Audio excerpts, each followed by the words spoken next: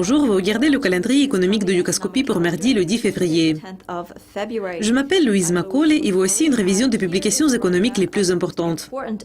La première publication va paraître à 6h45 et c'est celle du taux de chômage de la Suisse pour janvier. Le taux de chômage désaisonnalisé est resté inchangé en décembre et il est juste de dire que le chômage ce n'est pas la plus grande préoccupation pour la Suisse.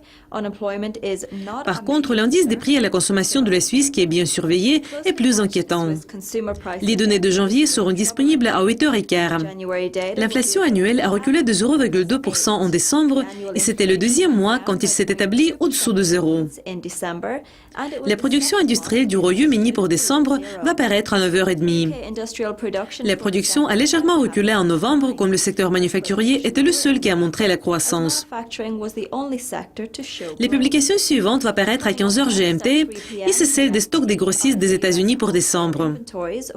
La publication de novembre a surpris à la baisse comme les stocks ont connu la plus grande croissance sur 7 mois.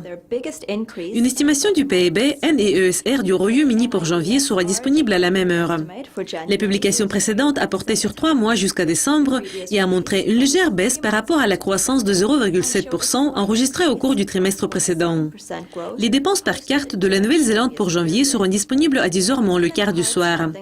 Les dépenses ont légèrement reculé en décembre, comme la hausse des dépenses sur les produits consommables n'a pas suffi pour annuler totalement une forte baisse des dépenses sur le carburant. La confiance des consommateurs Westpac de l'Australie pour février va suivre à 11h30 du soir. L'indice a progressé de 2,1 points en janvier et a rebondi par rapport à son plus bas niveau sur plus de 3 ans. Et la dernière publication va paraître à minuit et demi et c'est celle des prêts au logement de l'Australie pour décembre. Le financement du logement a connu une baisse inattendue et décevante en novembre, ayant inversé une hausse de 0,2% enregistrée au cours du mois précédent. C'est tout pour le calendrier économique de mardi. Nous allons revenir avec notre prochaine révision des publications les plus importantes prévues pour mercredi.